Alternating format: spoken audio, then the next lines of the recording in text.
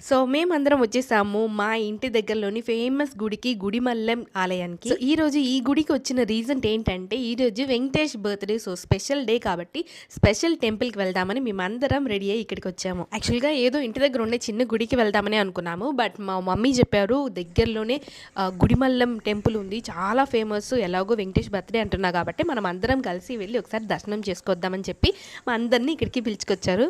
ఈ టెంపుల్‌కి వచ్చేది ఇదే ఫస్ట్ టైము. ఈ ఆలయం పేరు ఏమంటే పరశురామ ఆలయం అంట. అసలు ఈ ఆలయం యొక్క ప్రత్యేకత ఏమంటే, ప్రపంచంలోనే ఎక్కడ లేని విధంగా ఇక్కడ లింగం ఉంటుందంట. అసలు ప్రపంచంలోనే ప్రాచీనమైన శివాలయం ఏదైనా ఉంది అంటే అది ఇదే.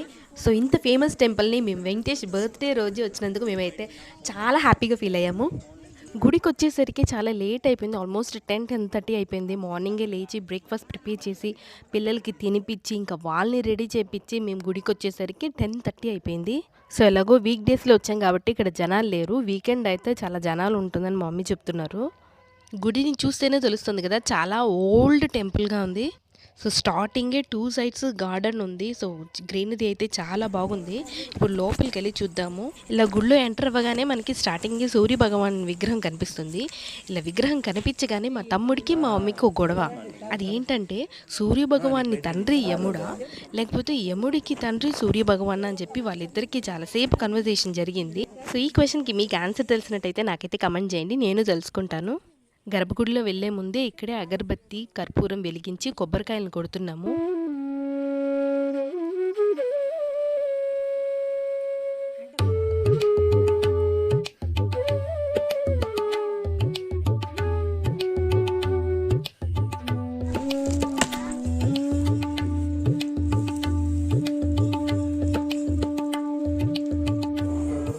గుడిలో ఎంటర్ అవ్వగానే మనకి చిన్న లింగం కనిపించింది. ఆ తర్వాత లోపలికి వెళ్తున్నాము.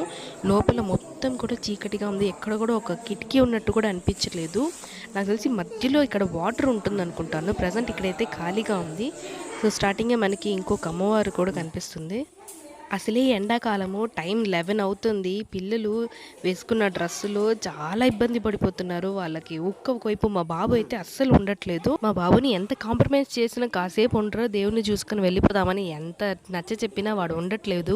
ఏ శివాలయంలోన మనకి దేవుడు లింగం ఆకారంలోనే ఉంటారు కదా, కానీ ఇక్కడ మాత్రము లింగం ఆకారం కాకుండా వేరే అవతారంలో ఉంటారు. సో ఇక్కడ అదే అనమాట స్పెషల్. ఇలాంటి ఆకారాన్ని మీరు ఎక్కడ కూడా చూసి ఉండరు. మీరు ఎప్పుడైనా తిరుపతికి వచ్చారంటే ఖచ్చితంగా గుడిమల్లెం టెంపుల్ని అయితే విజిట్ చేయండి.